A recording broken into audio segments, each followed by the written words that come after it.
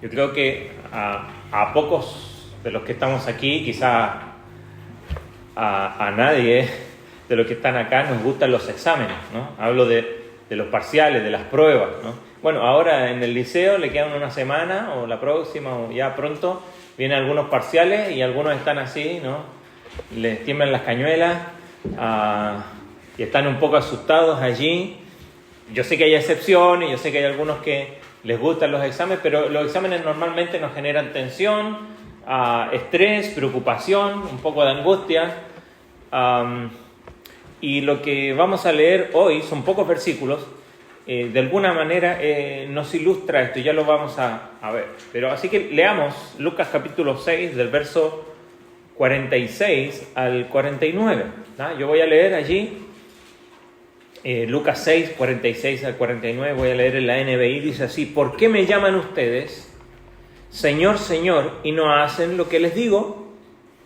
Voy a decirles a quién se parece todo el que viene a mí y oye mis palabras y las pone en práctica. Se parece a un hombre que al construir una casa cavó bien hondo y puso el cimiento sobre la roca, de manera que cuando vino una inundación, el torrente azotó aquella casa, pero no pudo ni siquiera hacerla tambalear porque estaba bien construida. Pero el que oye mis palabras y no las pone en práctica, se parece a un hombre que construyó una casa sobre tierra sin cimientos. Tan pronto como la azotó el torrente, la casa se derrumbó y el desastre fue terrible. Oremos un momento. Señor, queremos rogarte que tú uses esta breve porción de tu palabra para hablarnos a cada uno de nosotros, que tu Espíritu nos exhorte, nos anime, nos consuele y nos desafíe a examinar cada uno su propio corazón. Te lo rogamos en nombre de Jesús. Amén. Un examen, dijimos que es una manera de demostrar quizás lo que tú aprendiste. Sin duda hay distintas maneras de examen y hay unos que son más propicios para evaluar eso o no, pero hoy en el liceo es de 1 ¿a cuánto? A 10 ahora, ¿no? Si estudias y estás toda la noche estudiando y cuando te entregan el examen sacaste un 4, ¿no? ¿Cuál es la nota para aprobar ahí? Rasguñando el 5, un 5, ¿no? Y por más que sabías y estudiaste, pero al final el examen, la nota del examen, lo que va a mostrar es lo que tú comprendiste de lo que estaba estudiando, ¿no? En gran parte, cuánto fue lo que entendiste allí, ¿no? Así que quizás, si sacaste un 5, comprendiste el 50% nomás de lo que estuviste estudiando. Pero sabes, en la vida también hay muchos exámenes, ¿no? En la vida cristiana hay muchos exámenes. Nuestra fe, una y otra vez, está siendo examinada. Una y otra vez nuestra fe está siendo probada. Muchos de nosotros dijimos no nos gusta el ser examinados, pero es algo que sucede continuamente en nuestra vida. Dios trae pruebas a nuestra vida que lo que hacen es revelar nuestra fe, revelar la calidad de nuestra fe, ¿no? Y es interesante, el examen en la vida cristiana no tiene que ver en cuanto yo sé, quizás como sucede en el liceo o cuando uno está estudiando. Porque quizás podemos tener buena memoria y sabemos muchas de las historias bíblicas, quizás sabemos bastante de la doctrina, pero el examen que viene a la vida del creyente tiene que ver más bien con lo que yo soy, con mi carácter, y mide a cuán parecido estoy a Cristo y mi obediencia a Él. Y en estos pocos versículos que acabamos de leer hace un momento, Jesús lo que está diciendo es, ¿sabes?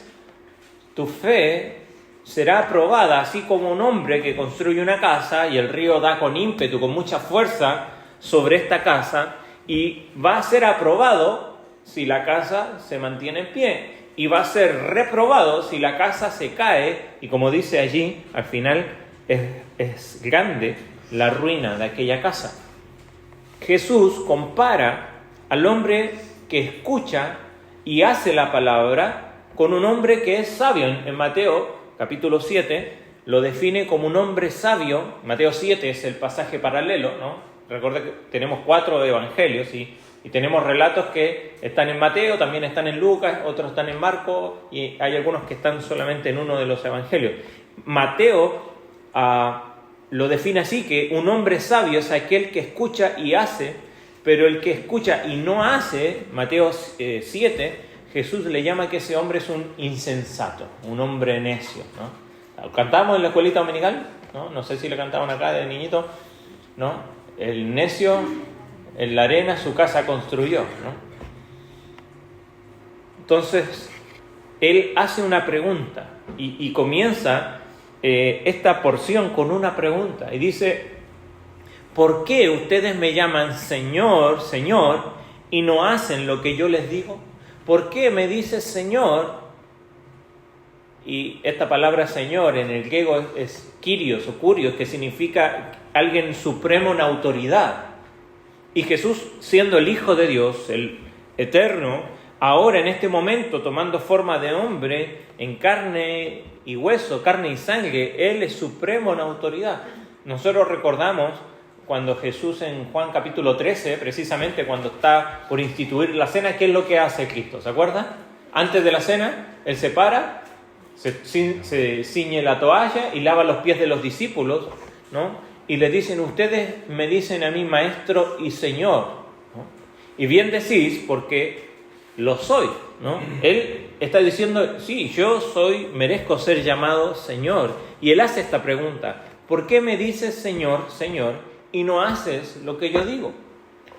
En Mateo capítulo 7, en el pasaje paralelo, dice Jesús que además de decirle Señor, este tipo de personas lo que hacen es decir cosas que según ellos hacen que se parezcan cosas religiosas. Si va ahí un momento a Mateo 7, sin perder aquí Lucas capítulo 6, pero vamos a Mateo 7 y cuando está hablando en esta porción, en el verso 24, Él les dice: cualquiera pues que oye estas palabras y las hace, el mismo relato.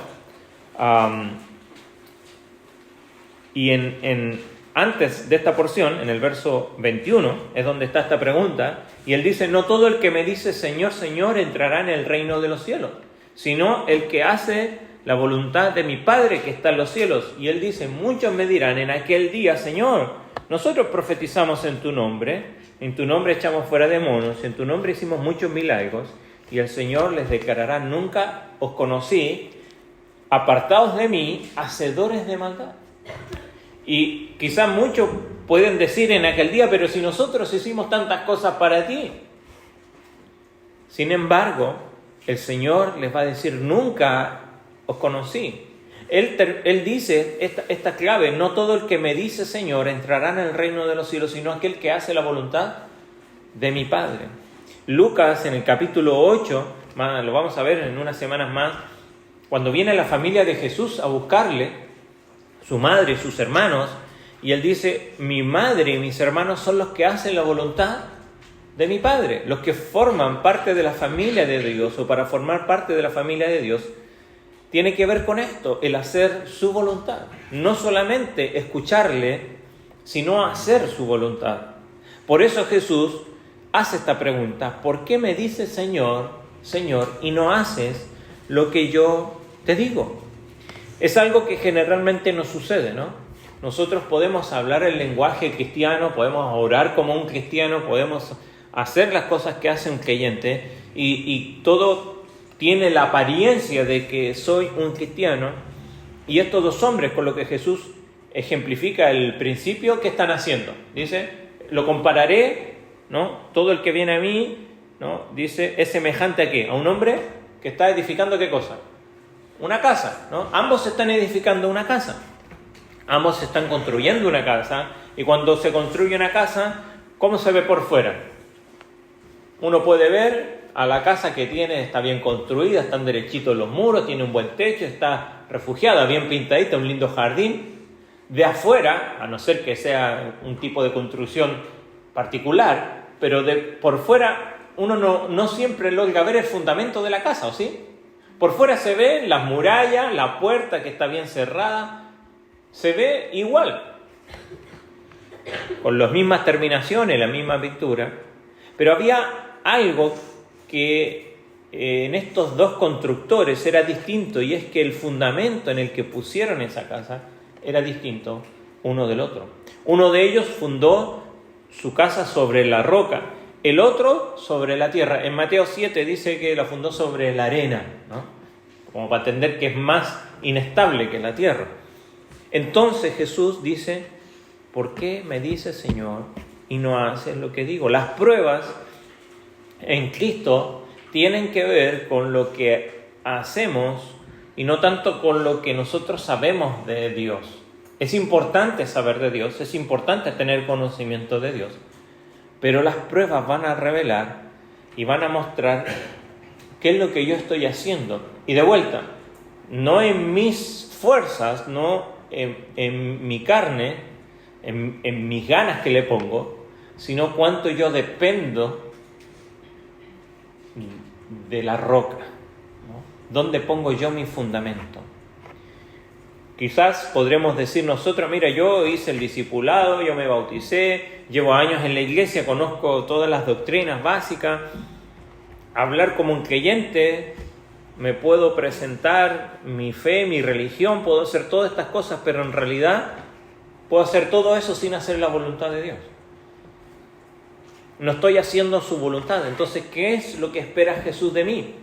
Bueno, ¿qué es lo que hace a este primer hombre sabio? Mire, verso 47 dice: todo aquel que viene a mí, oye mis palabras y las hace. Y aquí, todos los que han creído en Cristo han pasado por estas etapas. Primero, lo que tuvimos que hacer es venir a Él. Es venir a Él, ¿no? Dice ahí: cualquiera que viene a mí. Y sabes, en la Escritura vemos que Jesús todo el tiempo, una y otra vez, está diciendo: venid a mí, venid a mí. Y la Biblia, si lo vemos en el Antiguo Testamento, ¿se acuerda cuando estudiamos los profetas menores? Decía: buscadme y viviréis, venid a mí, acercaos a mí. En Juan capítulo 7, versos 37 y 38 dice: si alguno tiene sed, venga a mí y beba, y de su interior correrán ríos de agua viva. Jesús está invitando a aquellos que están sedientos. ¿Has tenido sed alguna vez? Pero una sed real, ¿no? Que uno se siente seco, se te pega la lengua en el paladar. ¿Sabes? Nuestra alma, hay un salmo que dice: mi alma tiene sed de ti. ¿Por qué? Cuando tenemos sed, ¿qué es lo que necesitamos imperiosamente? Agua, ¿no? El agua es vital para la vida. Espiritualmente nuestra alma está sedienta. Y nuestro problema es que muchas veces buscamos satisfacer nuestra sed fuera de Cristo.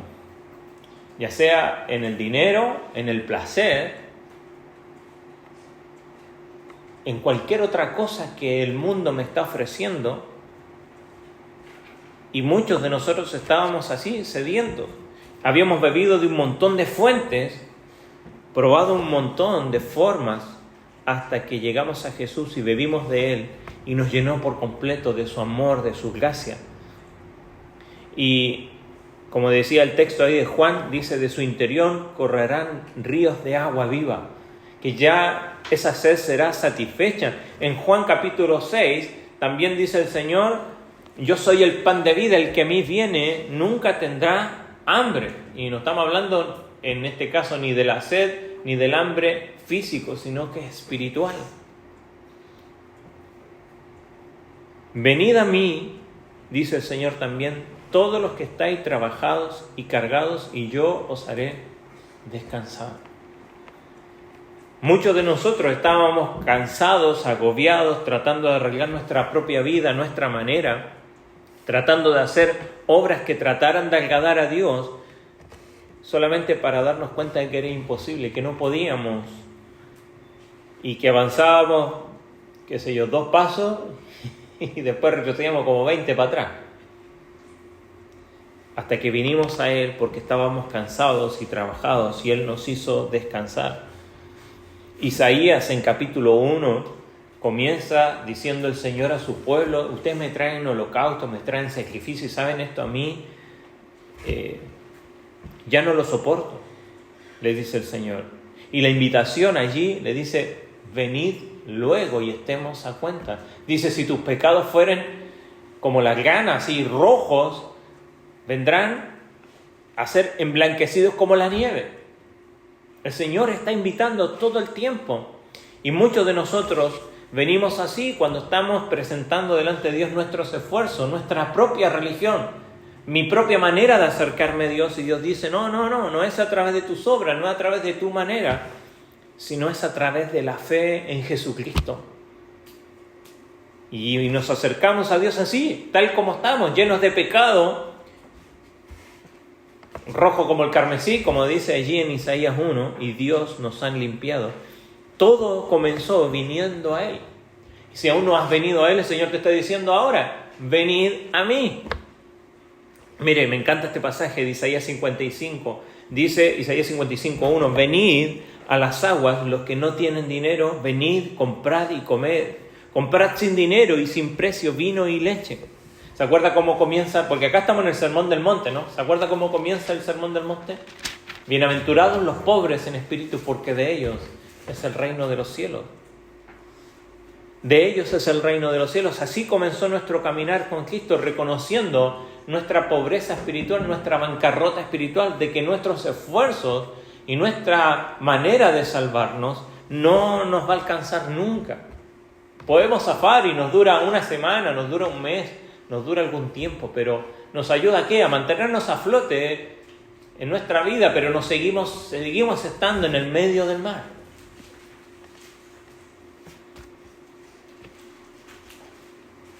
Cuando venimos a Él es cuando encontramos descanso, cuando encontramos satisfacción, cuando encontramos perdón de pecados, cuando encontramos limpieza.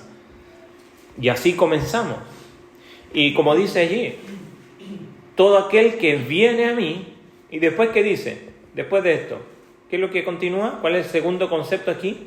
El que viene a mí y oye mis palabras. ¿Se da cuenta? Esto es natural, porque cuando venimos a Él es cuando empezamos a oír sus palabras, ¿no? Todo aquel que viene a mí y oye mis palabras. Antes de venir a Él, nosotros tomábamos la Biblia. ¿Y qué era la Biblia para nosotros? Antes de venir a Cristo leíamos la Biblia y era chino, ¿no? No entendíamos nada, aunque estábamos leyendo en español, pero no entendíamos qué es lo que dice aquí. Pero no es hasta que venimos a Él que empezamos a comprender lo que dice su palabra y empezamos a oír su voz y empezamos a sentir que alguien nos habla y no es nuestra conciencia solamente, sino que el Espíritu Santo comienza a exhortarnos y comienza a consolarnos, y de repente vinimos a Él y encontramos en Él toda esta verdad y empezamos a escuchar su palabra de una manera más natural, en realidad de una manera sobrenatural, porque es Dios que está haciendo la obra en tu corazón para que puedas oír. ¿Se acuerda? En Juan capítulo 10 Jesús está diciendo: yo soy el buen pastor su vida da por las ovejas, y Él dice: mis ovejas, ¿qué hacen? Mis ovejas oyen mi voz. Mis ovejas oyen mi voz. Y dice que cuando nos convertimos en parte de sus ovejas, y Él es nuestro buen pastor, aquel que nos lleva, como dice el Salmo 23, a pastos delicados, y allí nos alimenta y nos cuida y nos pastorea, empezamos ¿a qué? A escuchar su voz. Empezamos a entender su voz y venimos aquí a escuchar la palabra de Dios, y ahora comenzamos a entender. Y aunque hay cosas que aún nos cuesta entender, pero el Señor comienza a tocar nuestro corazón, nuestra conciencia, nuestra mente, y comienza a hacer un trabajo en nuestra vida. Escuchamos su voz, oímos su voz. Cuando dice ahí en Juan 10, dice: mis ovejas oyen mi voz, yo las conozco, ¿y qué dice? ¿Se acuerda el pasaje? Y me sigue, ¿no? Porque cuando una oveja escucha la voz de su Señor, va a comenzar a seguir los pasos de su Señor. Eso es algo natural, lógico. Y dice el verso 47, si volvemos ahí a Lucas 6, todo aquel que viene a mí oye mis palabras y las hace. Y las hace. El que viene a mí oye mis palabras y las hace, las pone por obra. Hay varios ejemplos en las Escrituras, pero uno bastante claro y impactante es el encuentro de Saulo de Tarso, que posteriormente Pablo, cuando va de camino a Damasco a matar cristianos, y en el medio allí se le aparece Jesucristo, y se acuerda cómo le dice Pablo, en ese momento Saulo, se le aparece Jesús, ¿no? Ahí eso está en Hechos capítulo 9, y el Señor le dice: Saulo, Saulo, ¿por qué me persigues? ¿Se acuerdan? Y la respuesta de quien más adelante va a ser Pablo es: ¿quién eres, Señor? Enseguida se da cuenta que aquel que se ha acercado a él es quien tiene la autoridad. Le dice: ¿quién eres, Señor? Y él le dice: yo soy Jesús, a quien tú persigues. Entonces, la segunda pregunta de Saulo allí es: Señor, ¿qué quieres que yo haga? Desde ese momento él está dispuesto a saber lo que Dios quiere que haga y hacerlo.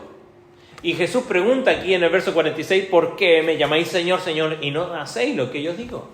Y Jesús comienza a dar este ejemplo. ¿Sabes? Él dice: todo aquel que viene a mí, oye mis palabras y las hace, os indicaré a quién es semejante. Y comienza a dar el ejemplo. Todo el que viene a mí, oye las palabras y las hace, le voy a comparar a alguien, como dice Mateo, a alguien sabio. ¿Por qué? Porque este hombre, al edificar una casa, dice aquí, es interesante, porque aquí dice que cavó y ahondó, dice la Reina Valera, ¿no?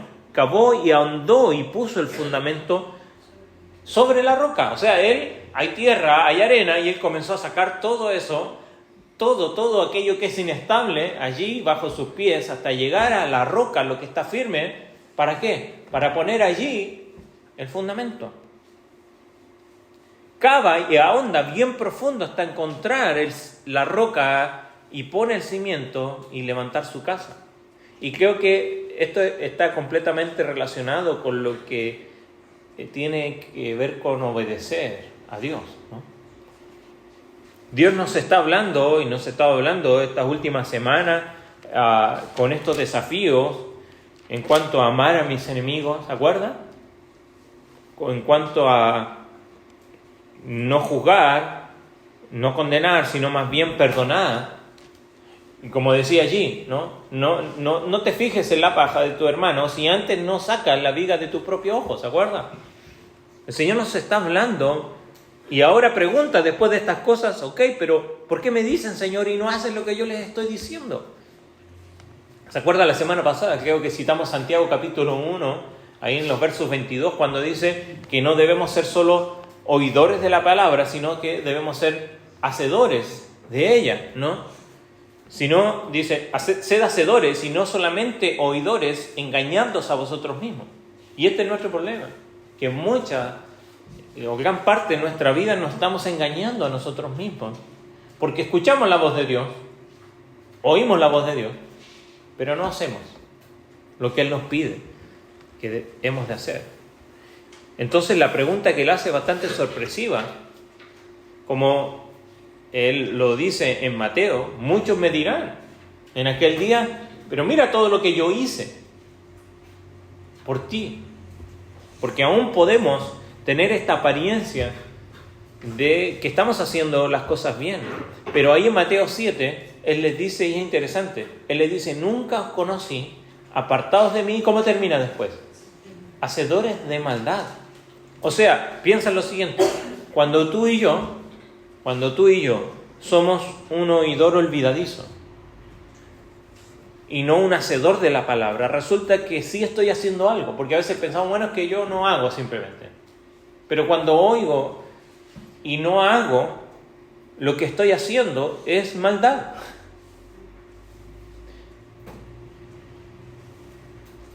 Y Jesús dice aquí: este hombre es sabio, este que cavó y ahondó.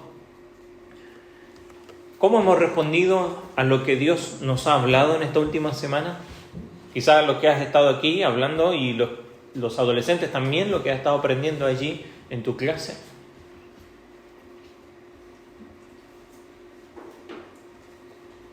Mira, para todos, para mí también, es muy fácil fingir una apariencia y decir, mi vida está bien y estoy haciendo.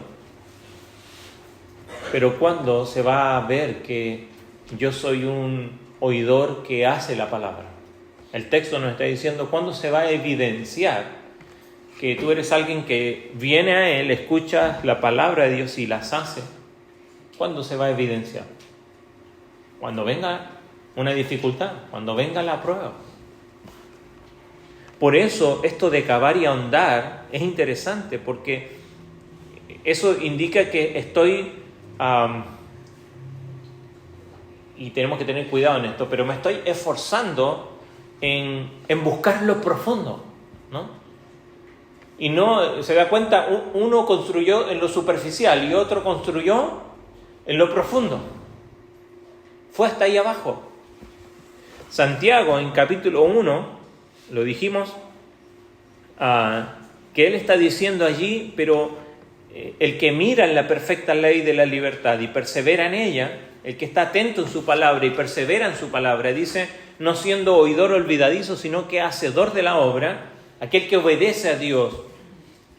¿Cómo termina ese pasaje? Dice, será bienaventurado en lo que hace.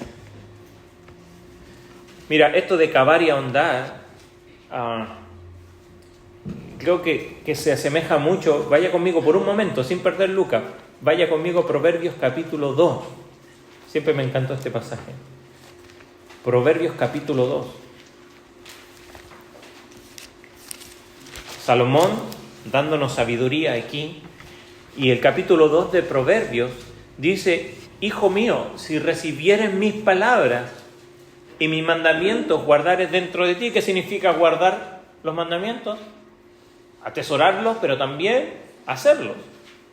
Haciendo estar atento tu oído a qué dice, a la sabiduría, si inclinares tu corazón a la prudencia, si clamares a la inteligencia y a la prudencia dieres tu voz.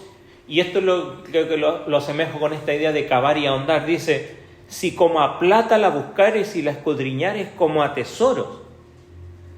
Para él, ¿sabes qué? La plata y las piedras preciosas no están tiradas allí en el piso. Los mineros tienen que romper un cerro y la roca e ir hasta el corazón para rescatar las piedras preciosas. ¿Y eso requiere qué cosa? Requiere esfuerzo, dedicación, pero buscar, ir a lo profundo. Y yo creo que de esto quizás es lo que está tratando de ilustrar Lucas capítulo 6, cuando dice que aquel que cavó y ahondó fue hasta lo profundo, buscó establecer una relación en lo profundo. Voy profundizando mi relación con Dios y comienzo a ver y a vivir esa vida bienaventurada, esa vida abundante que Dios prometió a aquellos que creen en Él. Nosotros podemos conocer mucho de Dios. La verdad es que Dios conoce mucho más de nosotros de lo que nosotros nos damos cuenta. Y si Él me pide algo es porque sabe que yo puedo hacerlo.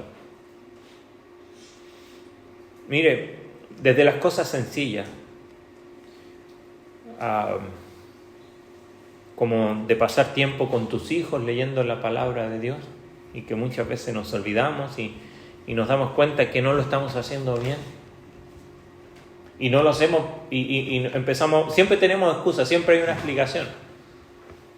Pero la mayoría de las veces es porque simplemente soy egoísta, porque prefiero hacer otras cosas que la que Dios me está pidiendo. Porque su palabra dice, Deuteronomio capítulo 6, pondrás la palabra, ¿no?, en la mente y estarás en todo tiempo con tus hijos y a los hijos de tus hijos.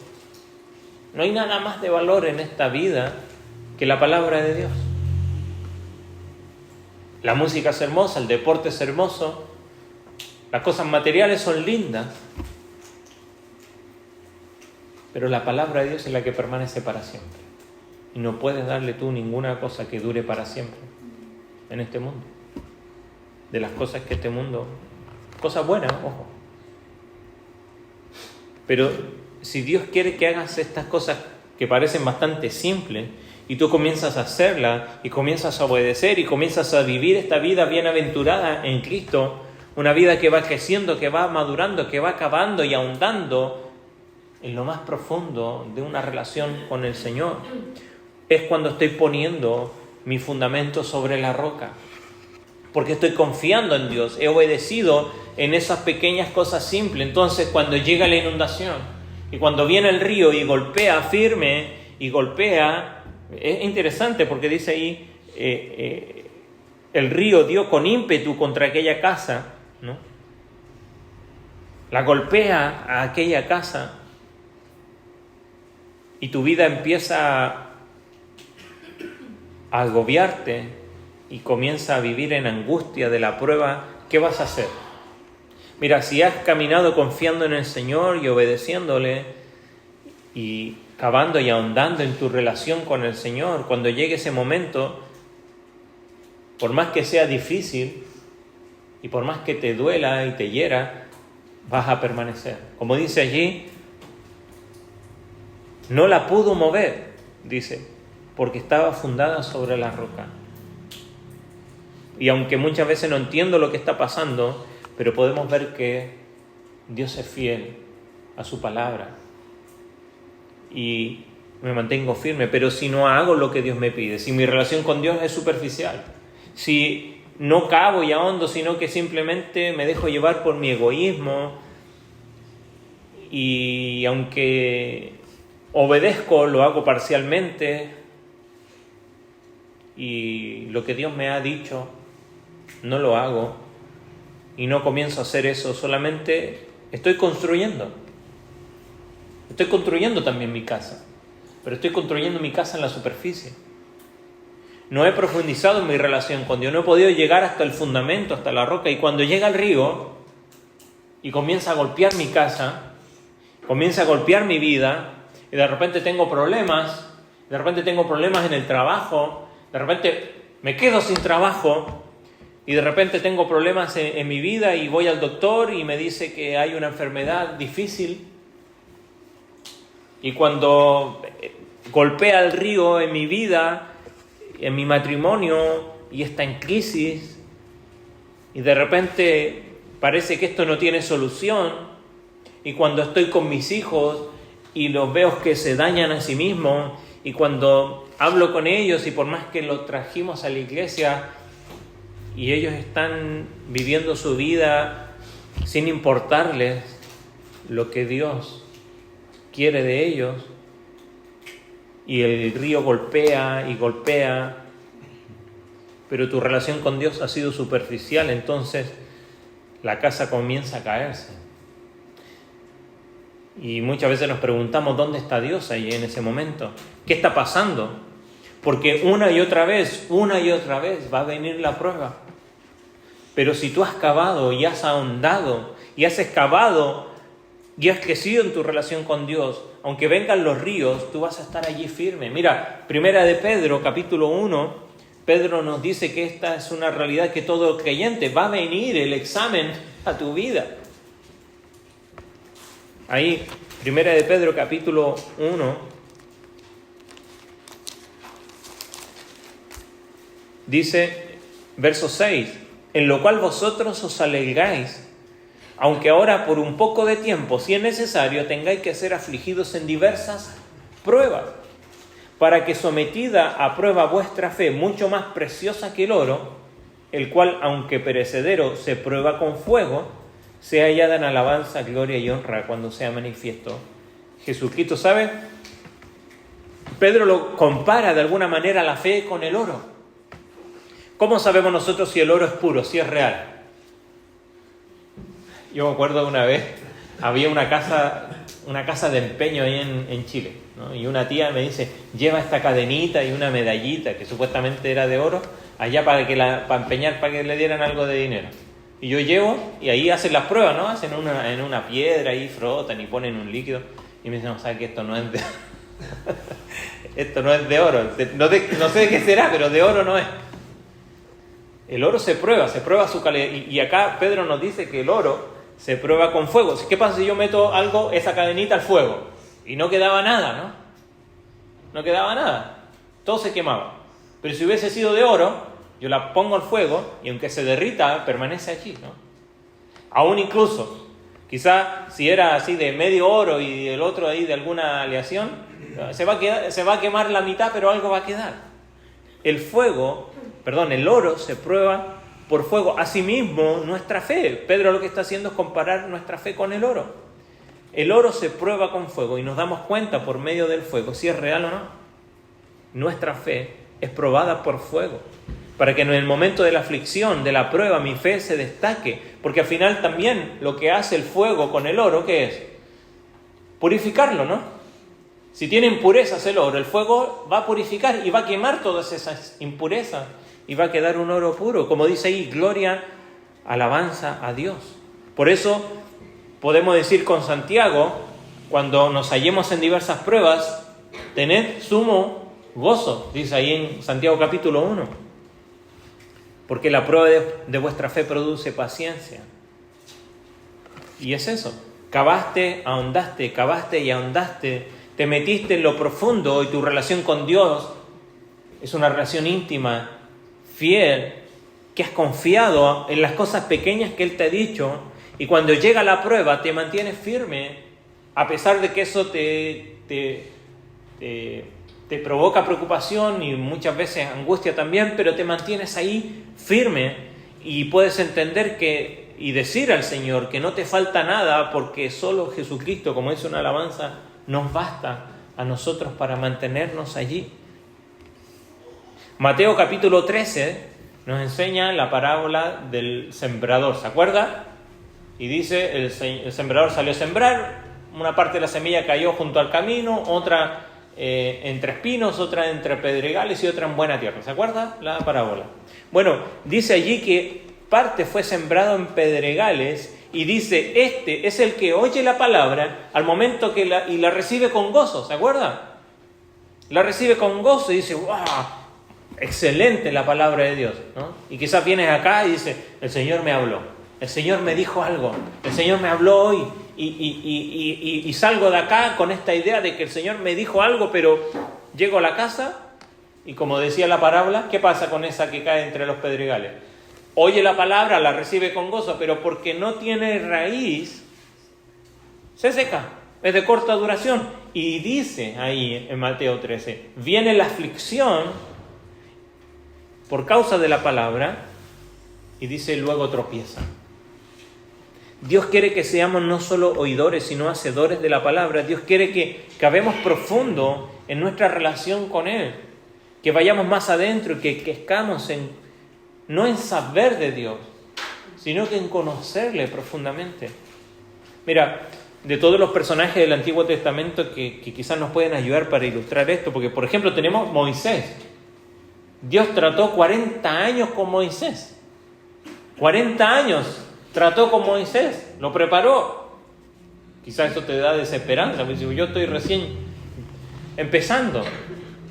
Bueno, tenemos la vida de Job, ¿se acuerdan?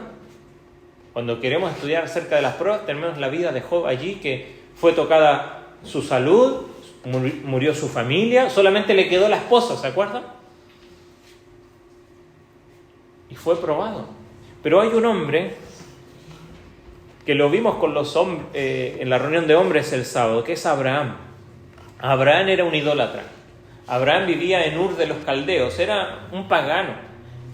Sin embargo, Dios lo llama y le da una promesa que cambia la historia de todos nosotros, porque al final es por medio de él, de este hombre idólatra que vivía en un mundo idólatra, que es convertido en el padre del pueblo de Israel, por medio del cual vino también nuestro Salvador Jesucristo y que nos trajo salvación. ¿Se acuerda cuál fue la promesa que le hace Dios a Abraham? Haré de ti una nación grande, te daré descendencia, serás bendición. Y termina diciendo, en ti serán benditas todas las familias de la tierra. Y Abraham creyó y salió, y nos dice el texto que creyó a Dios y le fue contado por justicia. O sea, ¿Abraham tuvo fe? ¿Sí o no? Sí. Pero si la comparamos con dónde está Abraham aquí, ¿semejante a quién es? ¿A un hombre que construye su casa sobre la roca o uno que la construye superficialmente? Bueno, al principio creo que su fe, por más que era fe, era parcialmente superficial. ¿Y en qué lo vemos? Apenas sale y comienza Dios a mostrarle, ¿se acuerda qué pasó? Y fue lo que hablamos con los hombres. Él va a Egipto y tiene miedo de Faraón y dice, voy a decir que Sarai es mi hermana, ¿no? Dijimos, ¿qué pasó allí? ¿Acaso no creía que Dios podía proteger a él y a su esposa? Y pone en riesgo a su esposa. Él creyó, pero estaba dudando. Y comienzan los problemas, ¿no?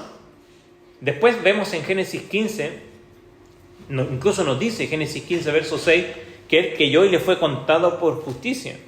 Y Dios le hace una promesa y le hace un juramento que no dependía de él, sino que es de Dios. Lo estamos estudiando los miércoles, ¿se acuerdan? Los pactos comunes, ¿no?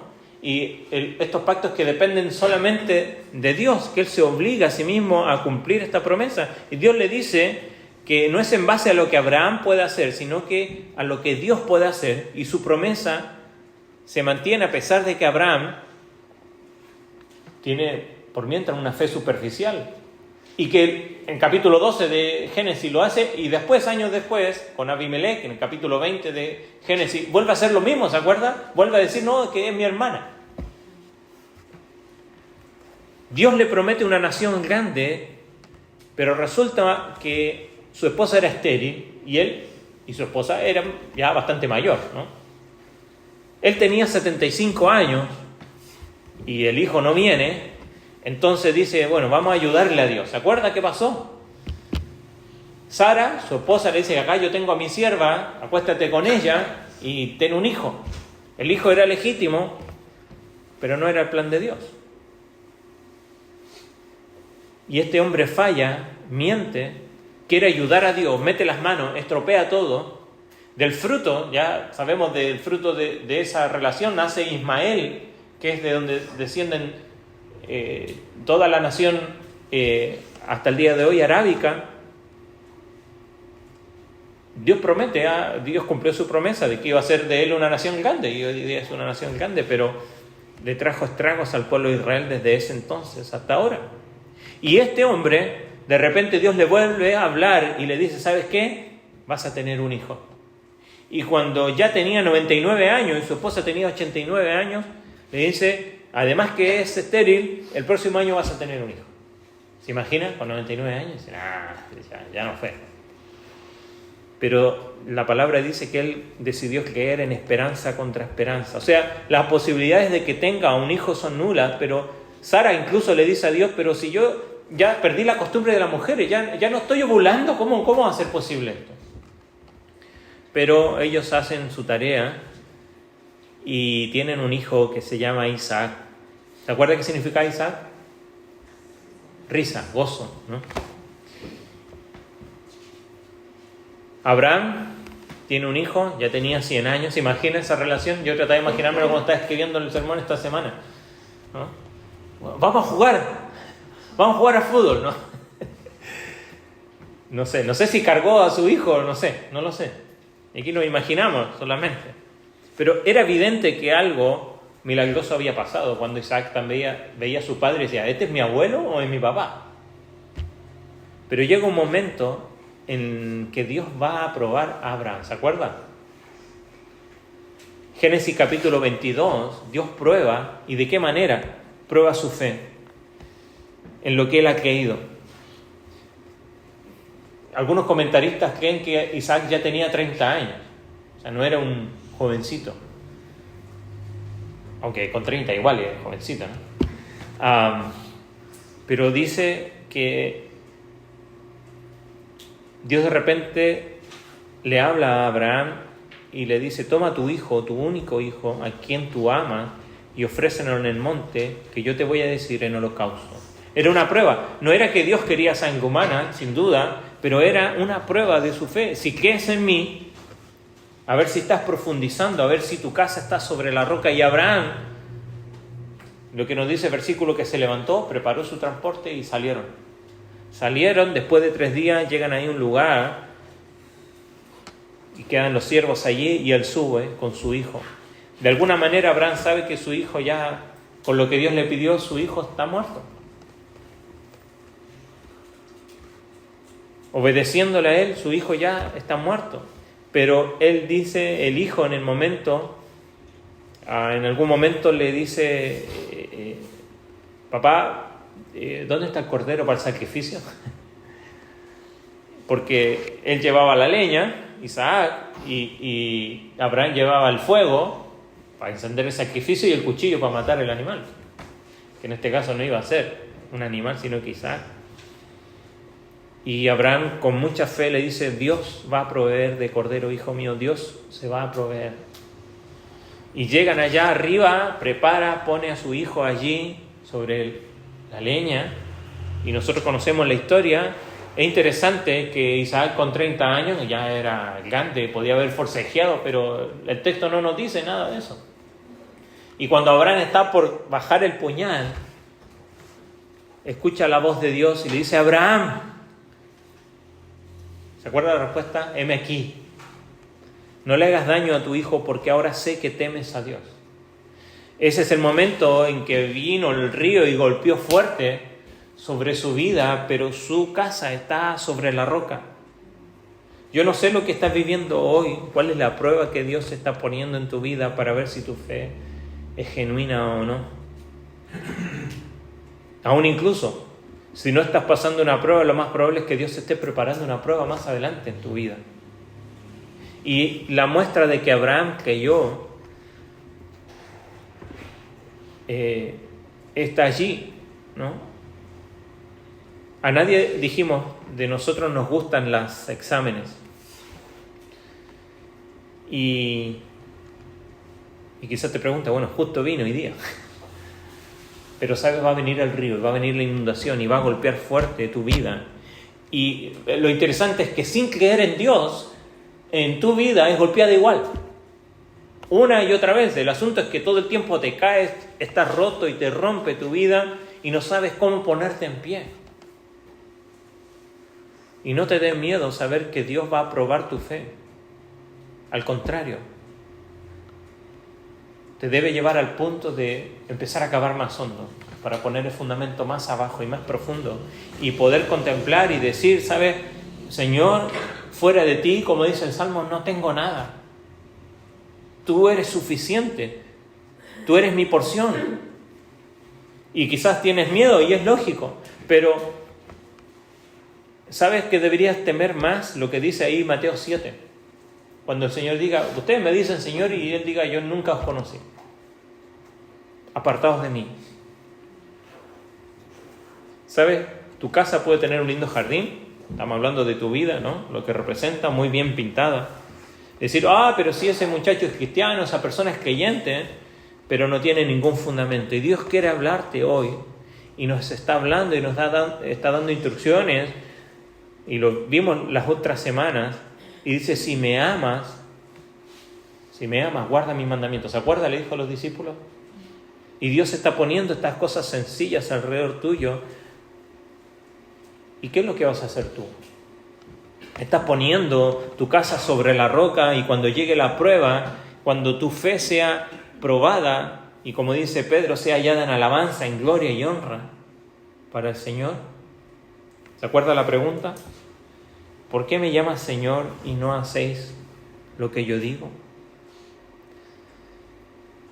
Muchas veces yo quiero obedecer y me doy cuenta que no puedo. Y es porque quizás lo hago en mis fuerzas, ¿no? Y aquí es donde el Señor nos recuerda que no somos competentes por nosotros mismos, sino que nuestra competencia, dice Pablo, viene de Él. Es cuando confiamos en su obra en nosotros, cuando confiamos en el poder que Él tiene en nuestra vida. Cuando su Espíritu Santo viene sobre mí y me da la capacidad para vivir para Él y no quedarme solamente en la superficie. Cuando Dios toma el control de mi vida, cuando llena mi ser de su Espíritu y me capacita, voy a poder vivir esta vida abundante que Dios prometió.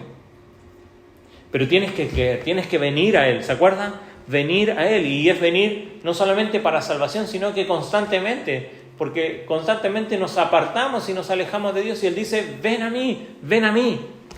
Y tienes que pedirle al Señor, así como le pediste un día que fuera tu Salvador, pídele, Señor, ven a mí, ayúdame, dame fuerza para soportar esta prueba. Y sabes que Él es bueno y Él te va a escuchar. Hay un salmo, y terminemos con esto, Salmo 61.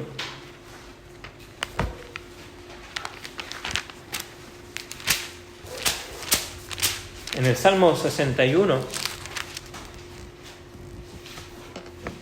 oye, oh Dios, mi clamor, a mi oración atiende, desde el cabo de la tierra clamaré a ti, cuando mi corazón desmayare, llévame a la roca que es más alta que yo, porque tú has sido mi refugio y torre fuerte delante del enemigo.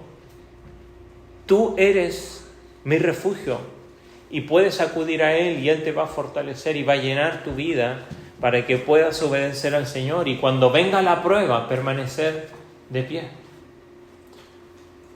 Y el Señor te vuelve a preguntar, me llamas Señor, Señor, pero no haces lo que yo digo. ¿A quién te comparas tú? ¿Al que cava y ahonda en lo profundo o el que está en la superficie? La prueba va a venir igual. Y si estás construyendo en la superficie, bueno, Dios te está dando la oportunidad de cavar más hondo, de cavar más abajo, de ir más profundo en tu relación con Dios. Porque sabes, si no hay una prueba ahora, déjame decirte que va a venir y va a probar tu fe. Así como decía Pedro, por el fuego es probada. ¿Cómo va a salir? ¿Cuál va a ser el resultado en tu vida? Si no has buscado a Dios aún, Dios te está dando la oportunidad y te está diciendo, ven a mí. Yo quiero que tú también puedas construir tu vida sobre la roca. Pero a veces nuestras rocas son otras cosas. Confiamos en otras cosas que creemos que nos pueden mantener firmes. Sin embargo, lo único que hacen es dañarnos. Porque la prueba viene igual. Incluso sin creer en Dios viene la prueba también a tu vida. Las dificultades vienen.